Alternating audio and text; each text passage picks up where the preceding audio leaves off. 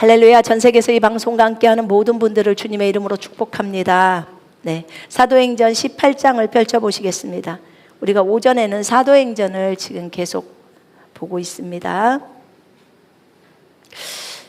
보통 그 성경을 이렇게 한 권을 쭉 진행 한 장 한 장씩을 할 때 강해 설교라고 합니다. 네, 저는 많이 그 부분이 부족한 것 같아요. 제가 어떤 많은 지식들이 있는 것도 아니고, 그래서 하나님이 알려주신 것들만 말하니까요. 여러분들이 읽으시면서 늘 성령님 저에게 계시해 주세요. 그래서 제가 이 말씀이 살아 움직이는 말씀이 되게 해주시고, 저도 이 말씀처럼 바울처럼 이렇게 삶을 살아갈 수 있도록 나를 드리오니 주님 받으시고 나에게 알려주세요. 이렇게 기도하시면서 성경을 보시면 되겠습니다. 자, 바울이 아테네, 그리스 아테네에서 이제 아테네에서 설교를 하고, 그리고 그 이후에 바울이 아테네를 떠나 고린도로 옵니다. 그리스 아테네가 여기 있으면 왼쪽으로 가면 이게 고린도가 있더라고요. 그래서 고린도 쪽으로 옵니다. 고린도는 고린도 전서 후서가 있는 아주 유명한 아가야 지방이죠. 그래서 바울이 이제 그곳으로 와요. 고린도로 옵니다. 똑같은 그리스예요. 아테네도 그리스, 고린도도 그리스. 지금 현재는 그렇습니다. 근데 이제 그 이후에 바울이 아테네를 떠나서 고린도에 옵니다. 고린도에 오는데 거기 그 8절부터 11절까지 우리 같이 한번 좀 읽어볼까요? 고린도에 오는데, 또 해당장 그리스포가 온 지방과 더불어 주를 믿으며, 사도행전 18장이에요. 수많은 고린도 사람도 듣고 믿어 침례를 받더라. 밤에 주께서 환상 가운데 바울에게 말씀하시되 두려워하지 말며 침묵하지 말고 말하라. 내가 너와 함께 있음에 어떤 사람도 너를 대적하여 해롭게 할 자가 없을 것이니 이는 이 성 중에 내 백성이 많음이라 하시더라. 1년 6개월을 머물며 그들 가운데서 하나님의 말씀을 가르치니라. 아멘. 참 바울은 열정이 참 많았어요. 죄가 많은 곳에 은혜가 많다고 해서 그가 자신이 너무 하나님 앞에 범죄했던 것들이 많았기 때문에 정말 자기가 파괴하고 자기가 교회를 다 파괴시켰잖아요. 또 많은 사람을 감옥에 보냈잖아요. 또 많은 사람을 때렸잖아요. 그래서 그런 사람들한테 너무 미안해하는 마음들이 바울이 있었죠. 그래서 더 열심을 냈던 것 같아요. 그들이 못한 몫을 자기가 해야 된다고 생각을 하고. 바울이 아테네를 떠나서 이제 고린도에 왔는데 거기에 아굴라하고 브리스길라라는 그 부부가 있어요. 아굴라랑 브리스길라라는 그 부부가 있는데, 아굴라는 남자고 브리스길라는 여자죠. 근데 어쨌든 이들은 함께 로마로부터, 이탈리아로부터 와서 고린도에 있었던 사람들이에요. 이들이 유대인들이거든요. 근데 유대인들이 그 당시에 글라우디오라는 그 왕이 이 유대인들은 다 떠나라고 한 거예요. 그 지역을. 그래서 유대인들은 이렇게 불쌍해요. 떠나라 그러면 그냥 그 살았던 사업체를 다 놔두고 떠나야 되는 거예요. 그들이 주님을 죽였기 때문에 거기에 대한 그 뭐라고 그럴까요? 징계라고 할까요? 그게 너무 셌죠. 근데 그게 셀 수밖에 없는 게, 하나님, 만왕의 왕 만주의 주이신 예수님, 본인들이 그토록 기다린 메시아를 죽였기 때문에 거기에 대한 대가가 컸던 거예요. 근데 그 대가가 클 수밖에 없었던 것은 본인들이 거기에 대한 대가를 받겠다고 자기네들한테 주라고 했던 거예요. 자, 저를 보세요. 밑에를 쳐다보지 말고 저를 보세요. 그래서 이렇게 이런 부분들 때문에 이들은 고린도로 와서 아가야 지방에서 있었어요.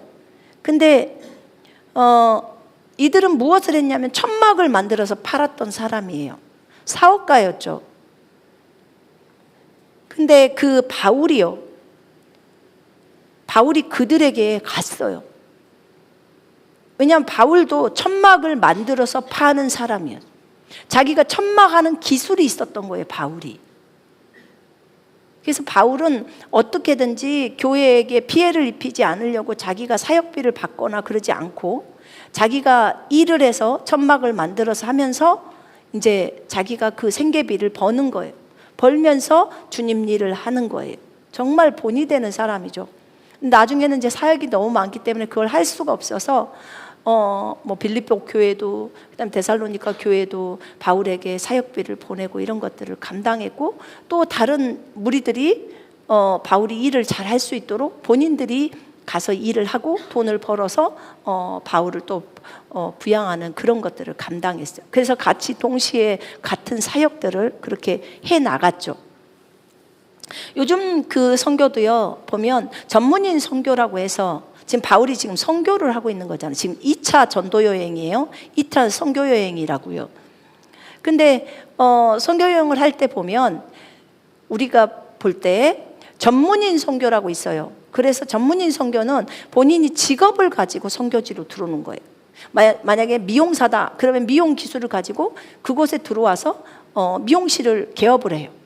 개업을 해서 그 나라에서 미용실을 개업하고 그 다음에 몇 명이 조인해서 들어왔다 그러면은 어떤 사람은 사역만 할 수 있도록 거기서 미용실에서 돈을 벌어서 그 사역비를 대는 거예요.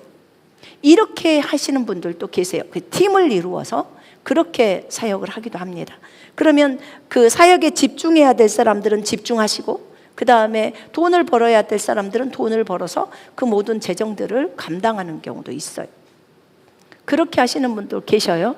또는 본인 혼자서 선교사로서 간다. 그럼 전문인 선교다. 그럼 미용실을 개업해 놓고 거기서 복음 전하고 그 다음에 거기에서 사람들을 또 양육하고 이런 것들이 진행됩니다.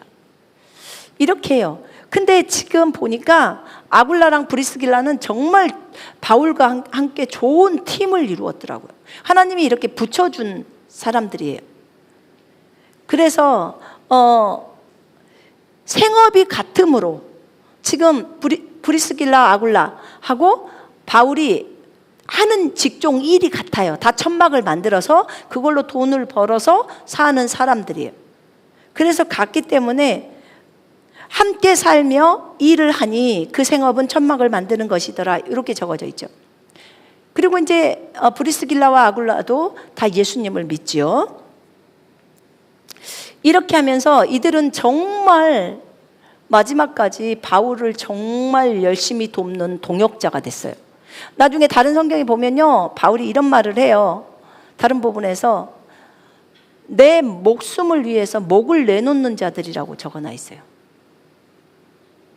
그러니까 바울이 안 죽고 차라리 자기가 대신 죽겠다고까지 하는 무리예요. 이 부부가 너무나 신실한 부부예요. 그래서 열심히 바울을 돕고, 이 뒤에 보면 아볼로가 그 에베소에 왔을 때 아볼로 데려다가 예수가 그리스도인 것을 명확하게 설명하는 부부가 아굴라 브리스길라 부부예요. 근데 이 부부를 지칭할 때 먼저 브리스길라가 먼저 나와요. 브리스길라 아굴라 부부로. 그래서 이 아내가 참 열심히 주님을 섬겼던, 그리고 말씀에 정말 해박했던 그런 부인 같아요. 자, 이제 먼저 이들이 있었고 그 다음에 바울이 와서 이들과 합류했고 그렇게 해서 이제 일을 한 거죠. 안식일마다 바울이 해당에서 강론하고 유대인과 헬라인을 권면하니라. 이제 바울이 이렇게 했죠. 안식일마다. 왜냐하면 기본적으로 바울은 회당을 먼저 갔더라고. 어디 지역을 가든지 회당을 먼저 가서, 회당에 유대인들이 있기 때문에 또 유대교로 개종한 사람들이 그 지역에 있는 사람들이 있었기 때문에 가서 먼저 하나님에 대해서 말씀을 하면서 예수가 그리스도이심을 증거하는 거예요.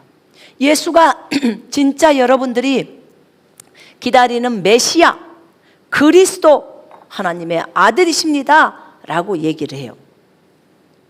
그래서 그곳에서 유대인과 헬라인에게 권면합니다. 실라와 디모데가 마게도니아로부터 이제 내려와요. 아가야로 지금 온 거예요. 고린도로. 바울이 하나님의 말씀에 붙잡혀서 하나님의 말씀에 사로잡혔다는 거예요.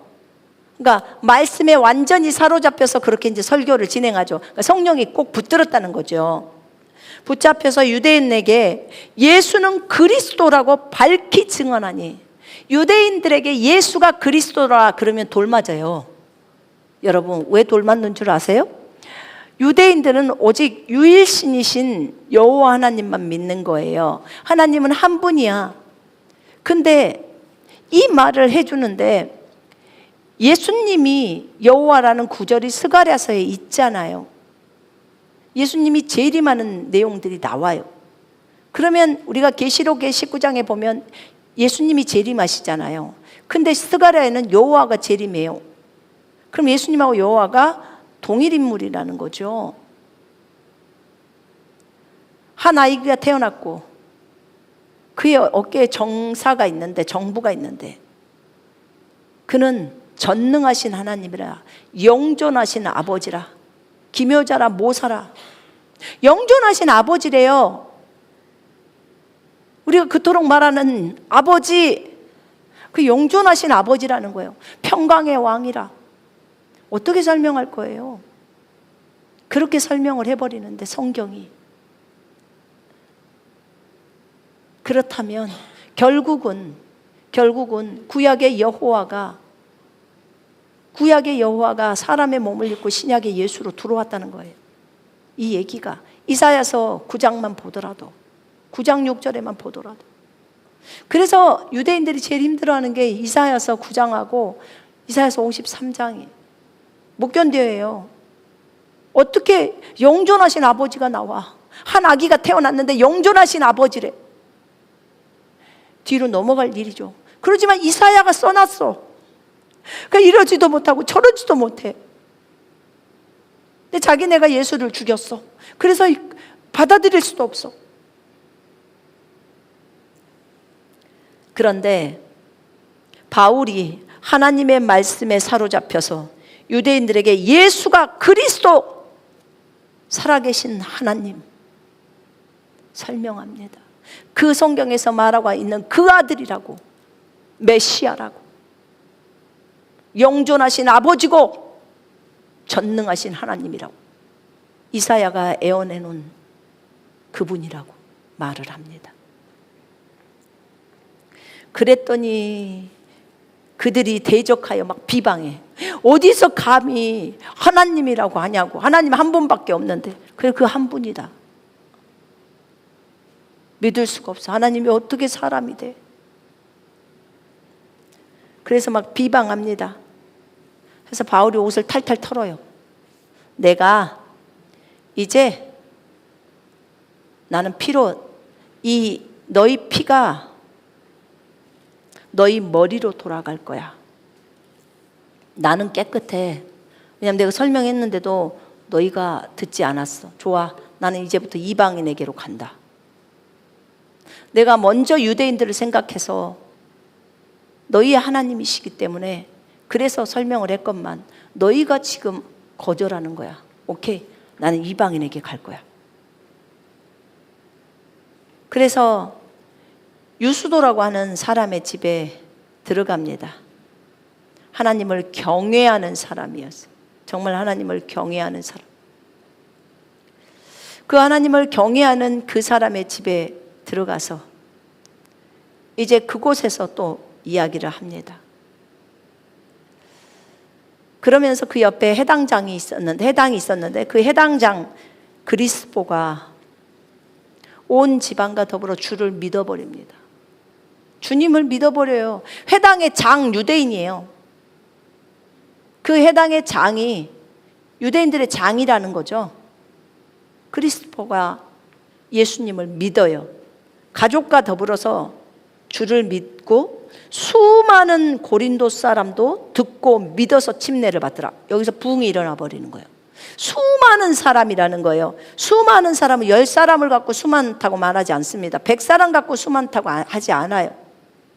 수많은 거예요. 굉장히 숫자가 많은 거예요. 수많은 고린도 사람도 듣고 믿어서 침례를 받더라. 부흥이 일어나는 거예요. 고린도에서. 그때 지금 고린도에 있는 이 이방인들이 구원받아 버렸다는 소리예요. 지금 이방인들이 예수를 다 믿어버린 거예요.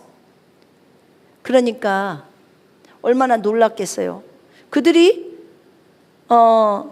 듣고서 예수님을 믿어 그 다음에 침례를 받는 거예요. 침례까지 받는 거예요.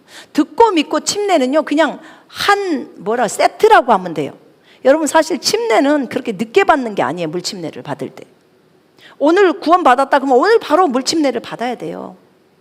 아니면 적어도 내일 받든지 일찍 받아야 되는 거예요. 몇 년을 기다렸다 받는다? 아니에요. 성경에는 분명하게 듣고 믿고 그 다음에 침례 받고가 연결돼 있어요. 그래서 그 마가복음 16장에서도 믿고 침례 받은 사람을 구원받았다고 표현을 해요. 그렇게 해요. 왜냐하면 침례는 내가 예수님을 믿는 것에 대한 간증이에요. 다른 사람 앞에서 나 믿었어, 이제 나는 주님과 함께 죽었고 묻혔고 내 옛사람은 죽었고 난 이제 새 사람이 주님과 함께 걸어가는 거야, 이거 증거하는 거예요. 간증이에요. 그래서 누군가를 여러분들이 구원을 시키는데 그 사람에게 복음을 증거해서 그 사람이 구원받았다 그러면 여러분 바로 침례를 주세요. 여러분들이 주셔도 돼요. 굳이 교회까지 데려오지 않아도 침례를 바로 줄 수 있으면 주는 게 좋아요. 여러분 이디오피아 내시도 바로 그 빌립한테 복음을 듣고 여기 물이 있는데 내가 침례를 받는데 거침이 있냐? 없어. 네가 예수가 하나님의 아들이라는 것을 믿으면 침례 받으면 돼. 오케이, 나 예수가 하나님의 아들인 걸 믿나이다. 딱 그러고 받습니다. 바로 받아요. 물에 들어가서. 예수님도 요단강에서 침례를 받으셨잖아요. 당연히 침례를 받아야죠. 그래서 그들이 믿고서 침례 받고, 근데 그때 밤중에 주님이 나타나십니다. 주께서 환상 가운데 바울에게 나타나서 말씀하셔요. 두려워하지 말며 침묵하지 말고 말해라. 입을 멈추지 말고 계속적으로 복음을 이 성에다 말을 하라는 거예요. 내가 너와 함께 있음에, 내가 너와 함께 있음에 어떤 사람도 너를 대적하여 해롭게 할 자가 없을 것이니. 여러분 봐봐요. 지금 유대인들은 이빨을 뜩뜩 가는 거예요. 바울을 죽이려고. 근데 그 상황 속에서 사람들은 구원받고 그렇게 침례받고 하면서 더해집니다. 그때 주님이 나타나셔서 말씀하셨다고 생각해봐요.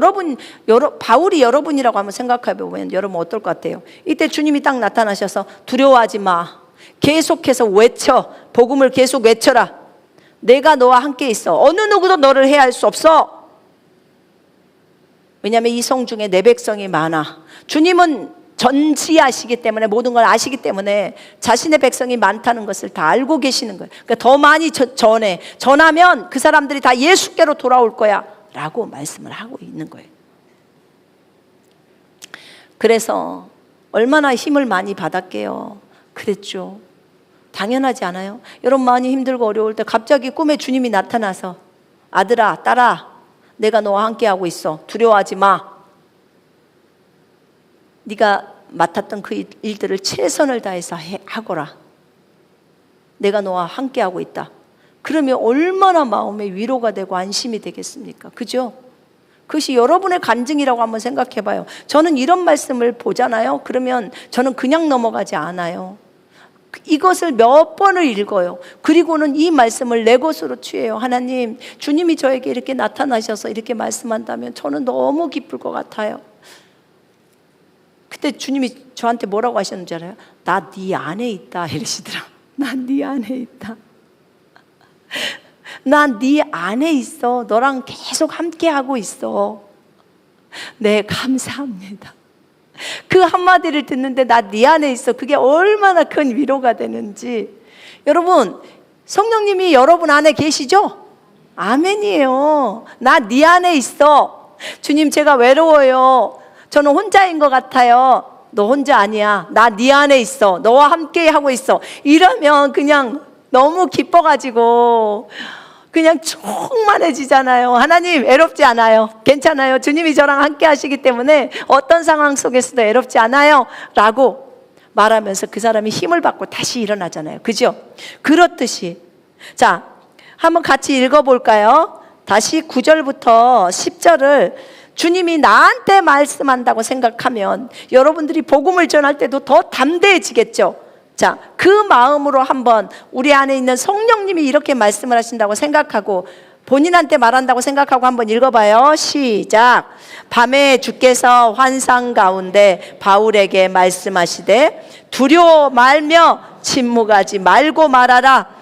내가 너와 함께 있음에 어떤 사람도 너를 대적하여 해롭게 할 자가 없을 것이니 이는 이 성 중에 내 백성이 많음이라 하시더라. 아멘.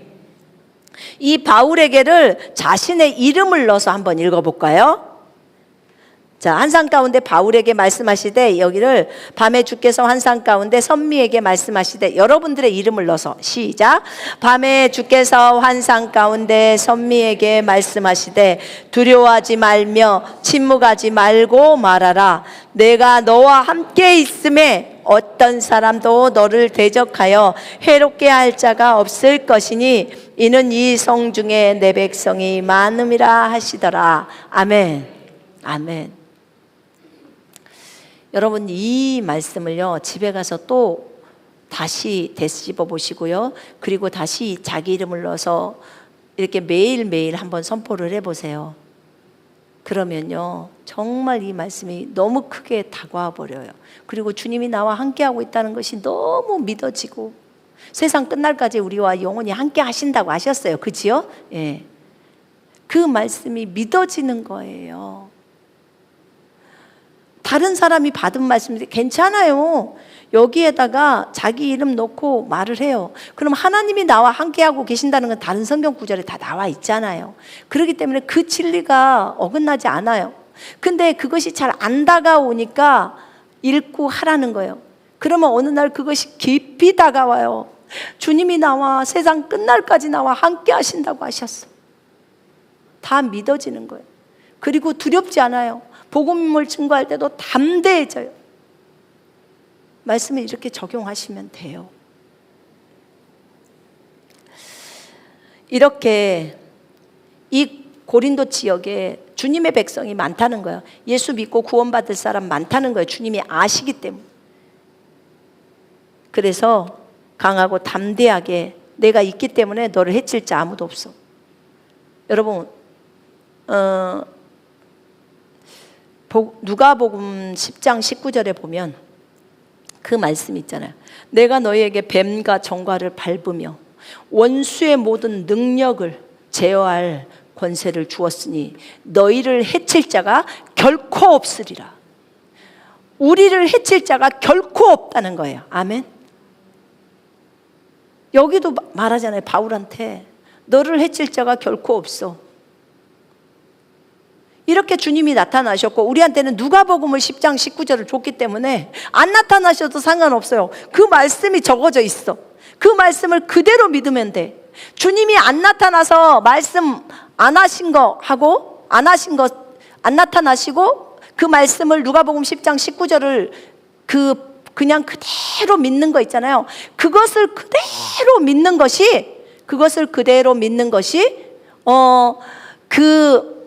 이렇게 바울에게 나타나가지고 믿는 거, 그거보다도 훨씬 더 믿음이 좋은 거예요.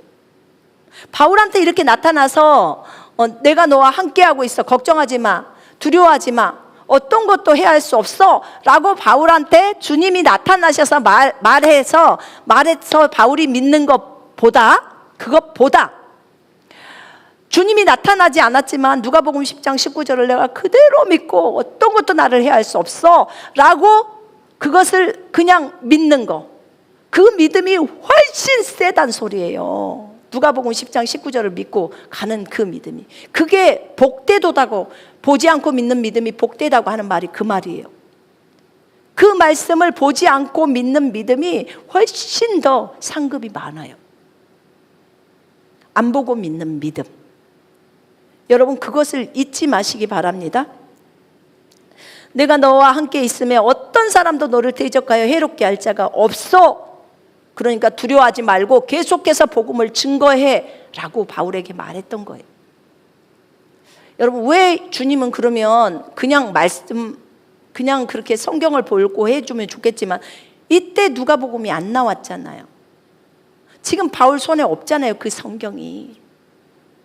그리고 바울이 여기 가면 여기서 두드러 맞고, 저기 가면 저기서 두드러 맞고, 정말 많이 어려움을 많이 겪잖아요.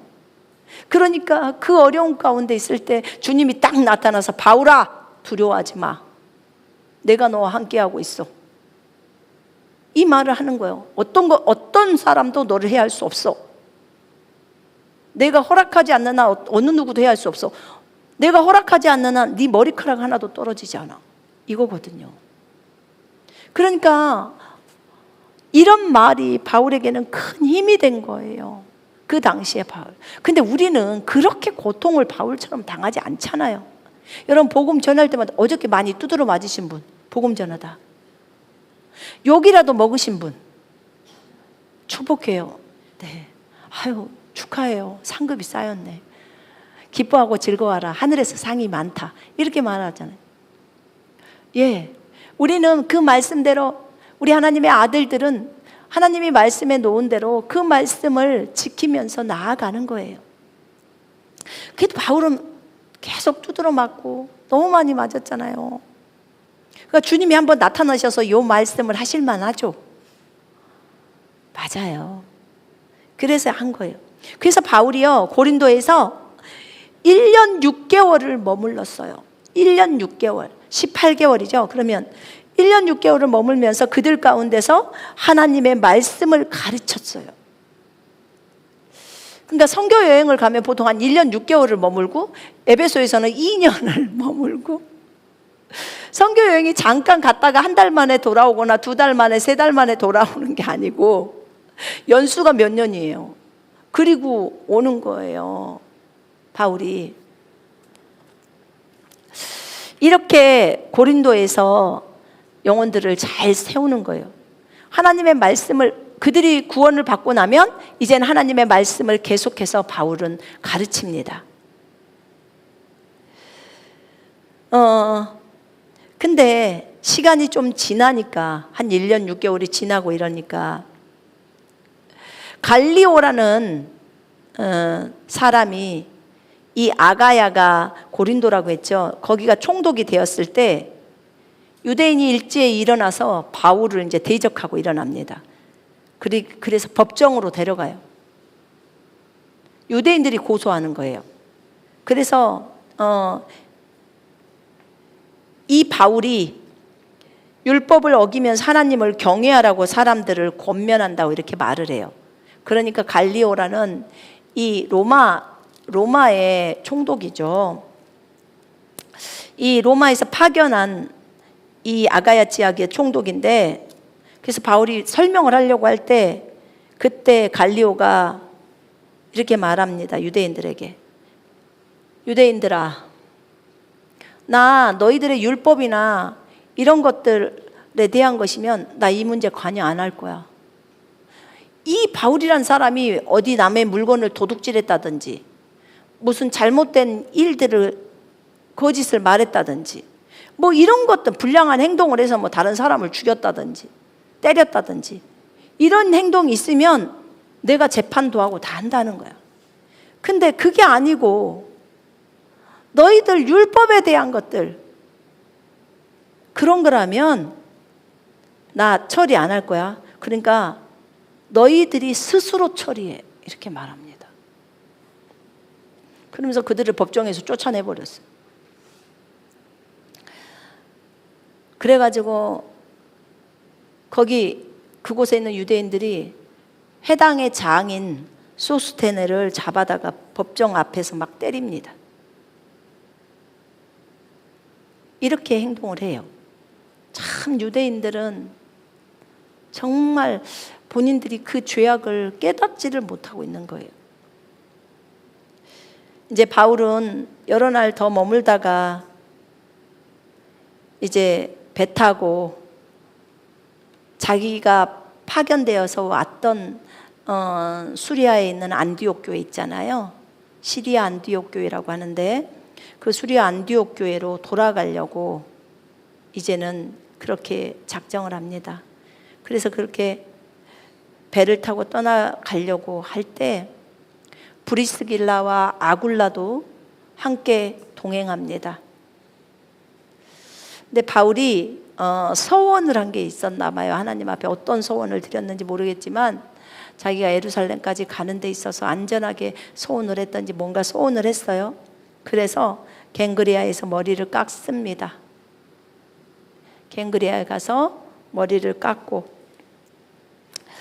그 다음에 거기가 갱그리아가 그때 저희 남편이랑도 가서 봤었는데 거기가 지금은 바닷가 쪽에 많이 있어서 그 갱그리아 교회에 있었던 그 지역은 좀 물에 이렇게 좀 잠기기도 하고 바닷물이 들어와서 그렇게 됐더라고요.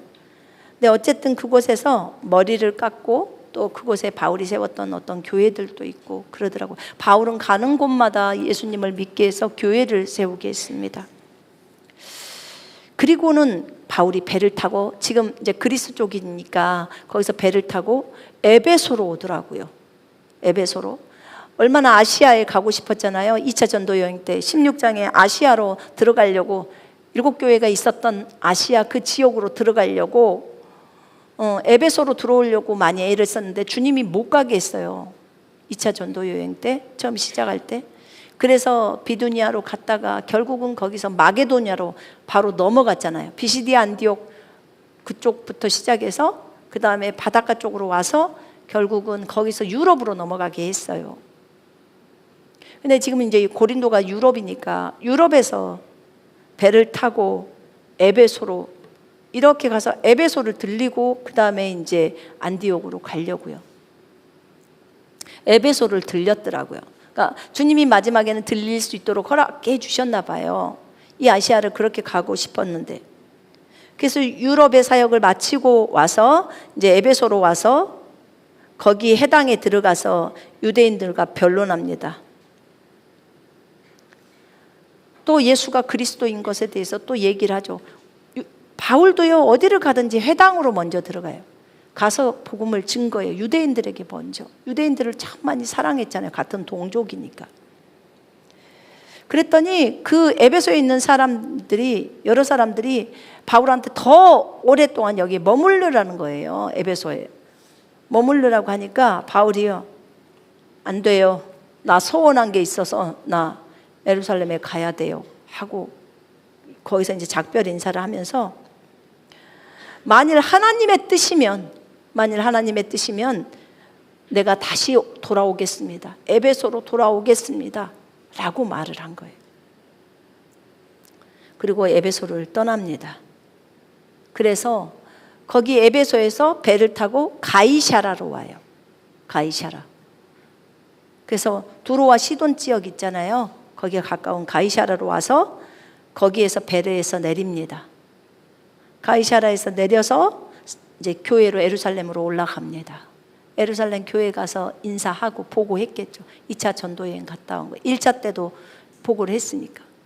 그래서 2차 전도여행이 그렇게 해서 예루살렘에 가서 이제 보고를 하고 그 다음에 안디옥으로, 수리아 안디옥으로 옵니다. 이러면서 이제 안디옥 교회에서 잠깐 동안 있는 거죠. 이러면서 이제 2차 전도 여행이 딱 끝납니다. 바울은 이 전도 여행을 통해서 많은 크리스찬들을 만나게 되고 많은 유대인들을 보고 또 자기가 하나님께서 말씀하신 이방인의 빛으로 너를 세웠다고 했기 때문에 이방인의 사도가 되어져서 열심히 복음 전도를 합니다. 이제 제3차 전도 여행 때는 이제 에베소로 가요. 이제 아시아로 들어갑니다. 7교회가 있는 지역으로 들어가요. 참 바울의 역할이 되게 많았습니다. 바울의 역할이 많았고요. 이걸 보면서 바울이 몇 년 동안의 사역이잖아요. 열정이잖아요. 이게 몇 년간을 전도 여행을 할 때 제가 한번 생각을 해봤어요. 참 바울이 혼자 살기 정말 망정이지. 혼자 살기 더 잘했다. 둘이 이렇게 전도 여행을 하면서 자녀까지 있으면 얼마나 힘들겠어요. 근데 자녀가 없고 결혼을 안 했다 보니까 더 전도에 매진을 할 수 있었더라고요.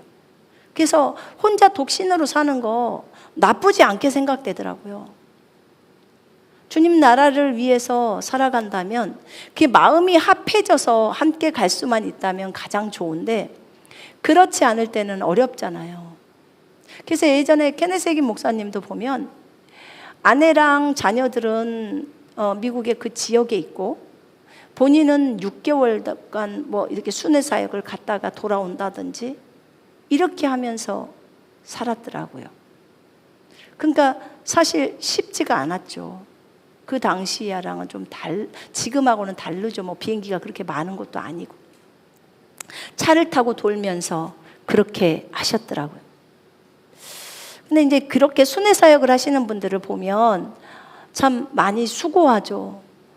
일반 목회자들보다 훨씬 수고가 많죠. 목회자들은 한 지역에서 그냥 그 목회만 하면 되는데 순회 사역자들은 그렇게 하지 못하고 보통은 선지자들도 많이 그 역할을 하잖아요.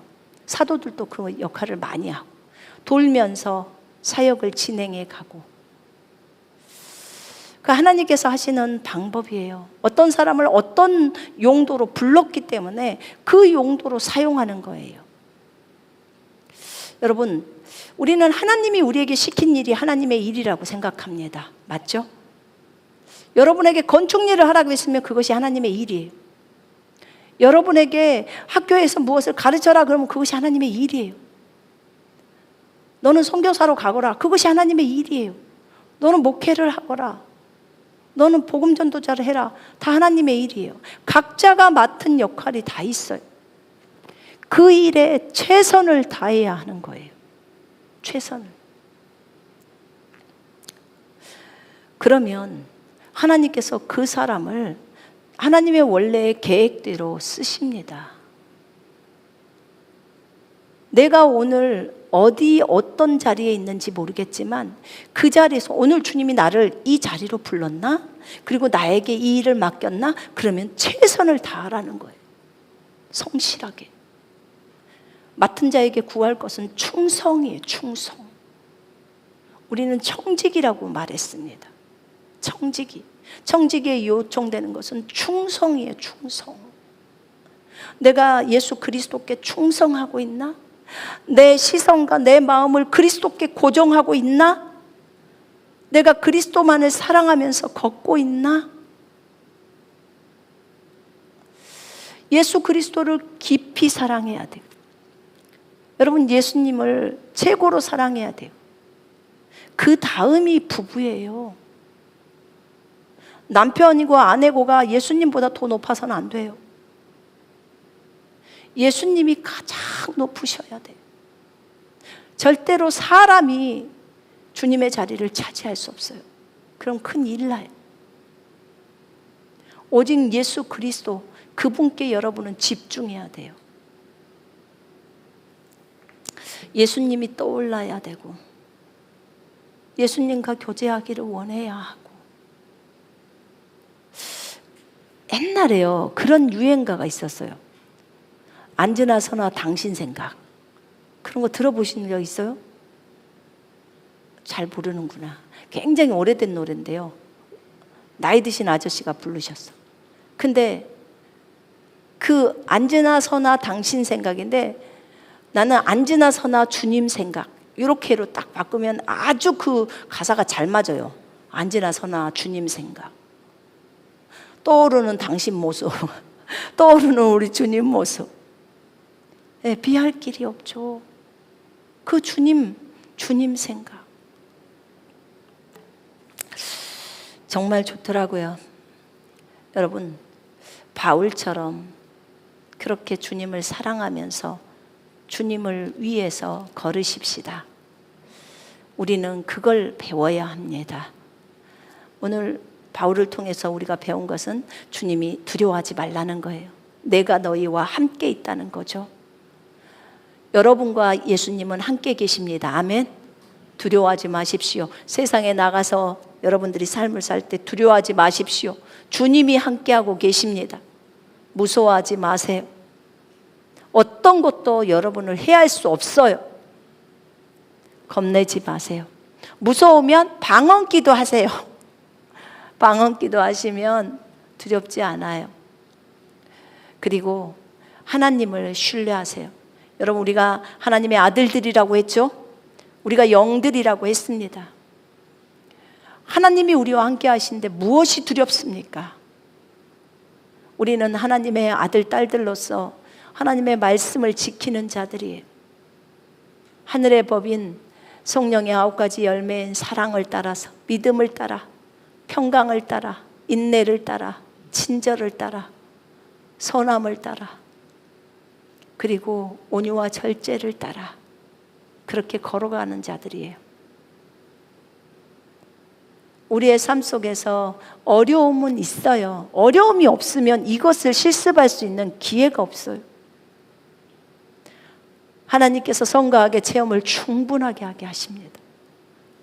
그래서 주님과 더 합쳐지라고, 주님과 연합이 되라고, 더 화합이 되라고, 더 하나가 되라고, 육신적인 것을 버려버리고 주님과 딱 하나 되는 것을 연합이라고 그래요. 이 최고의 목적까지 갈 수 있게 하십니다. 그러려고 환경들을 안배하시고 계시다고 했을 때, 그럴 때도 여전히 우리는 사랑을 선택하라고 하셨어요. 여전히.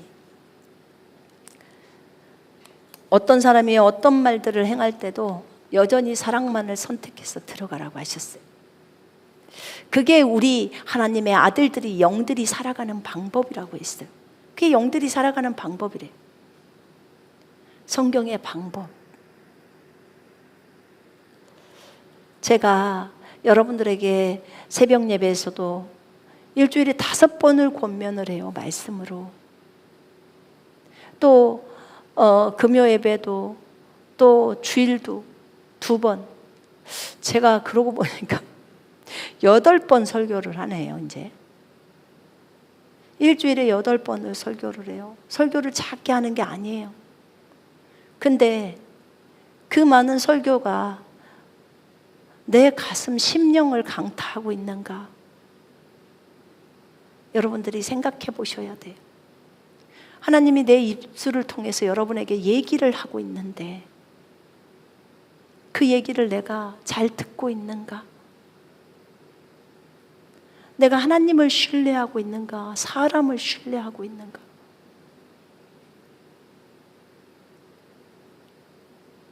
어떤 어려움이 있을 때 내가 하나님께만 기도하고 있는가? 아니면 사람들한테 계속 떠벌리고 있는가? 여러분들이 하나님만을 신뢰하는 사람은 하나님만 의지해요. 5만 번 기도 응답받는 뮬러가 있었어요. 나 그분 책 참 좋아했어요. 고아원을 하면서 3,000명의 고아들을 먹이는데 누구에게 한마디도 안 해요. 오늘 밀가루가 있어야 빵을 만드는데 저녁이 됐는데 밀가루가 없어요. 매일 하나님 앞에 무릎으로 사는 거예요. 전 이 책에 도전을 정말 많이 받았어요. 진짜 아침이면 누가 딸랑딸랑 하면서 밀가루를 거기다 고아원 앞에다 놓고 가. 그걸로 먹이는 거예요. 누구에게 밀가루 보내주세요 또는 그 국가에다 요청하거나 뮬러 이거 안 해요. 하나님이 나를 이걸 하라고 했으면 하나님이 이것에 대해서 채우실 것을 뮬러는 믿어요. 시편 말씀에 고아와 과부의 하나님이라는 그 말씀을 딱 붙들고 딱 나가요. 그가 얼마나 무릎을 많이 꿇었는지 무릎 바지가 헤어졌어요. 하나님, 내일 먹을 양식이 없어요. 하나님 보내주세요. 누구에게, 인간에게 말하지 않아요. 자기 어려움들을 2,000명이 먹어야 될 그 양식이 내일 아침에 당장 먹을 음식이 없어요. 그렇게 사는 게 너무 많아요. 인간들을 의지하지 않습니다. 인간들을 의지하지 않아요. 저 그거 배웠어요, 제가. 내 사람들한테 그런 거 안 해요. 주님에게 직접 합니다. 주님께 구해요. 주님이 뮬러를 먹이셨어요. 뮬러만 먹이는 게 아니라 고아 2,000명, 3,000명을 먹여요. 정말 간증이 많더라고요. 5만 번 응답받는 뮬러의 기도. 그 책 한번 사서 읽어보세요. 어디서 나오는지도 몰라. 근데 그게 저는 굉장히 은혜를 많이 받았어요. 몇 번을 읽었는지 몰라요, 그 책을. 그리고 기도는 이렇게 하는구나. 뮬러한테 제가 배운 거예요, 그 책을 통해서. 기도할 때 오늘 날짜 딱 쓰고, 오늘 내가 무엇이 필요로 하다 그러면 그것을 딱 적어요. 오늘 날짜, 무엇을 필요로 하는 거, 그 다음에 응답 날짜 해놓고 기도하는 거예요. 그 다음에 주님이 그것에 관계되는 말씀 딱 찾아서 몇 장 몇 절 딱 적어놓고, 그리고 기도 시작. 하나님, 그 말씀을 먼저 주님께 아뢰고, 주님 말씀 이렇게 적어놓으셨습니다. 하나님은 먼저 하나님의 나라와 의를 구하면 주신다고 하셨습니다. 주님, 나에게 이걸 주옵소서 하고 기도를 시작하는 거예요. 그랬더니 며칠 뒤에 그게 들어왔어. 그럼 그 날짜를 딱 적고 응답 체크 사인 딱 하는 거예요. 진짜 기뻐요. 기도 수첩이 그래서 저도 따로 있었어요. 너무너무 신나요, 응답될 때. 그래서 기도는 저는 너무 즐거운 시간이었어요. 기도가 노동이란 생각은 1도 안 해봤어요. 기도는 즐거움의 시간이에요. 그 시간이 후딱 가는 거예요.